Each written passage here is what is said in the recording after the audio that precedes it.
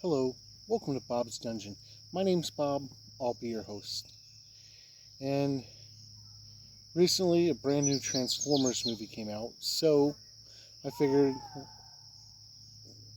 what a better time than to talk about the actual Transformers role-playing game. So let's get to it. For years, Transformers fans that were into tabletop role-playing games have wanted a Transformers role-playing game. And for decades were sadly left wanting. And I mean, us old gamers, we would come up with our own homebrew rules, or use existing rules, or generic rule sets, such as the D6 system, or GURPS, or what have you, or whatever, and come up with our own rules so we could have a tabletop Transformers role-playing game. But no official game. Eventually, we sort of got what we wanted. Metamorphosis came out. Metamorphosis is pretty much Transformers, but without really being Transformers. All you needed to play it was this book and the Player's Handbook from 3rd edition.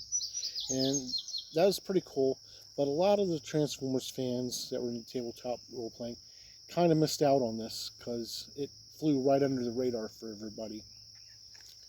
And we were left wanting. I myself didn't know this book was out until after I had written some rules up to run a Transformers game in the 3rd edition D20 game. But anyway, eventually, this year nonetheless, we finally got what we wanted, and they put out an official Transformers role-playing game. This book has 283 pages and a copyright of 2022.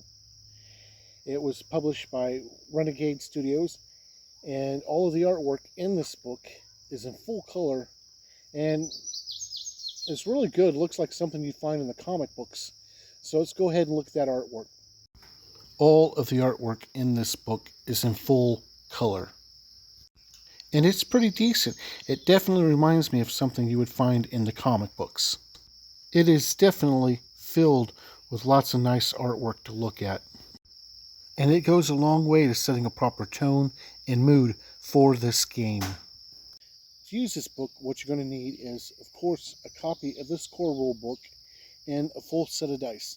A full set of dice containing a 20-sided die, a 12-sided die, preferably two 10-sided dice for rolling both percentiles and tens, an 8-sided die, a 6-sided die, and a 4-sided die.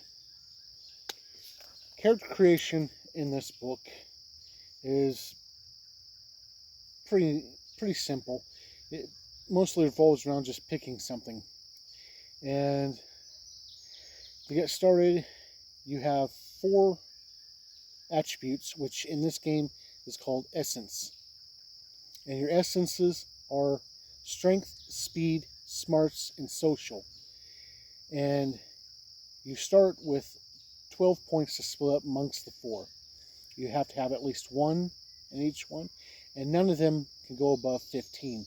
Now that's not a problem at this stage, but as you work on your character, you're going to get more essence added in.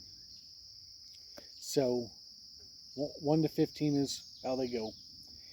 Each essence has a number of skills tied to it, and the skill points that you get for the skills equal out to however many essence points you have in the essence. So if you have a 5 in strength, you have 5 skill points to split up amongst the skills underneath. And after you get that figured out, you pick an influence. An influence is kind of like a background, tells kind of where you got your training and so forth. And the influences are bureaucrat, cube player, experiment, former senator, gladiator, hunter, inventor, machinist, racer, scavenger, security, and war veteran. And your influence will give you some perks and some bonds. And if you really want, you can pick more than one influence. But if you do, you get what's called a hang-up, which is a negative trait that'll hinder your character at times.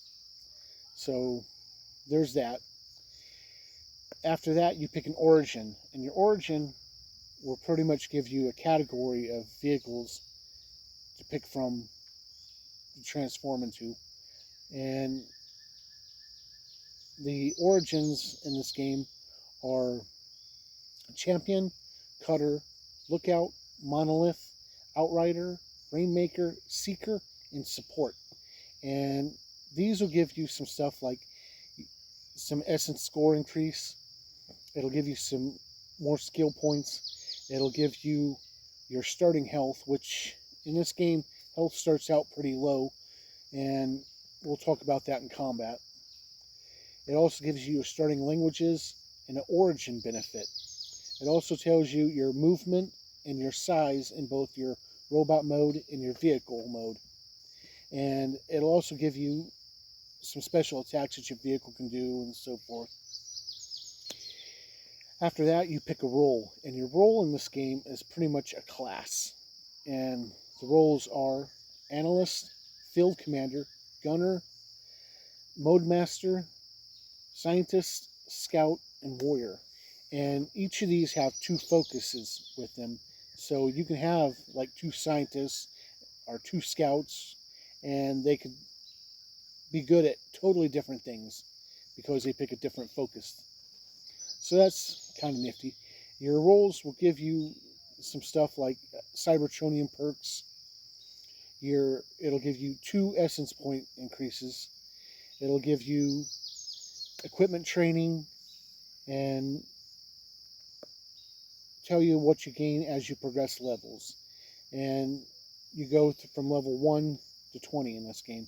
And for the most part, you don't really get equipment to start with, but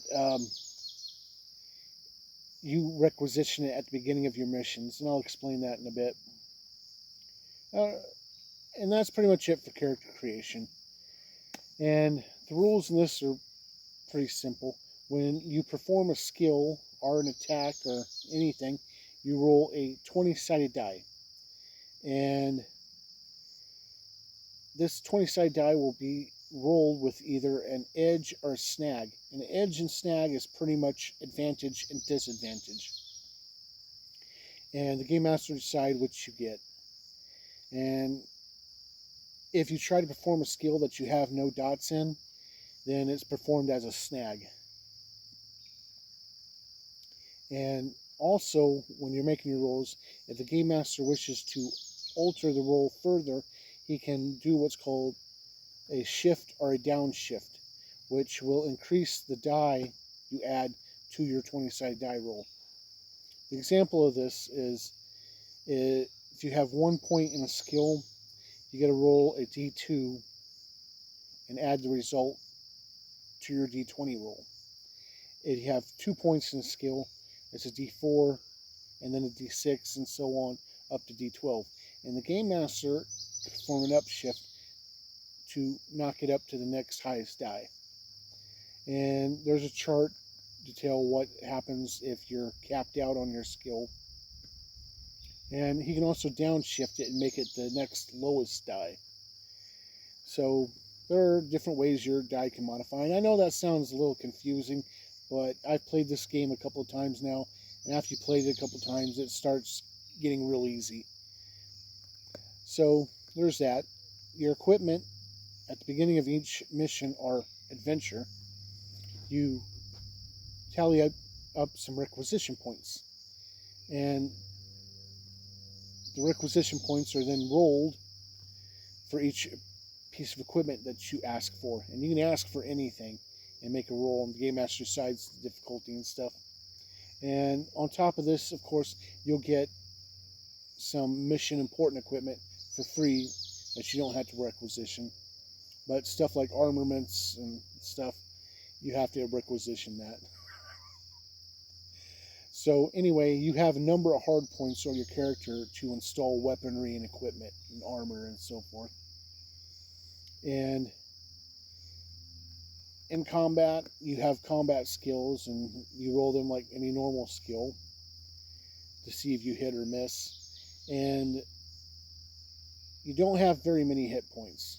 All the weapons in this game do 1 to 2 hit points, and the weapon section in this is kind of crazy, in the equipment too, because it gives you a standard version of it, and then you get to modify it how you wish, and it goes really in depth. It talks about it in here, and I'm not going to go over it. But anyway, as you take damage, if you're ever reduced to 0 hit points, you're not necessarily dead. You're in a state called defeated, and the Game Master decides what that means depending on the situation. Whether you're unconscious, stasis lock, or some other state that prohibits you from doing anything. And then in some situation, it only makes logical sense that you die.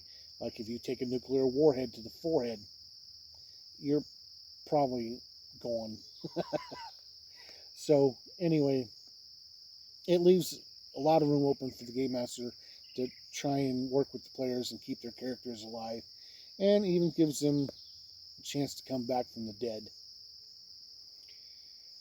So anyway, this book has got a chapter devoted to locations, and this is where I have a little bit of disappointment in this book. All the locations are Earth locations. It doesn't give you any information on Cybertron other than you're from Cybertron. That's pretty much it on Cybertron.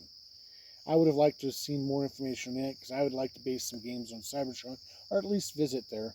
So until they come out with a supplement with that information, I gotta come up with it myself. Oh well. Another place where this game falls a little short on is in the form of beasts and monsters. So it doesn't give you any real information on how to make up like a dinosaur alt mode or a dragon alt mode or anything like that. Instead, it just tells you use your best guess until they come out with a supplement for it, which is a little disappointing. In the back, they also got some write-ups of some of the main Decepticons you'll encounter, like Megatron and Starscream and Soundwave. And they even got a couple of people that belong to combiner units, such as Constructicons and so forth. And what's really weird there is, under their abilities, they have it listed that they have combiner as an ability, but nowhere in the book does it tell you how the actual combining works as far as game terms go. So hopefully they come out with something else, come out with another supplement that'll help you do that in your games, because that would be very cool to have. And then they have a mission for you to use in the back, of an adventure to get you started. They have a blank character sheet for you to photocopy. They have rules for non-affiliated Cybertronians. They have rules for humans and some vehicles for them that don't transform. And that's pretty much it. It's a pretty neat game. I kind of like it. I just got a few nitpicks about it. And that brings me to 3 questions. Would I play a character in this game? And yes, I would. I'm a Transformers fan, in case nobody noticed.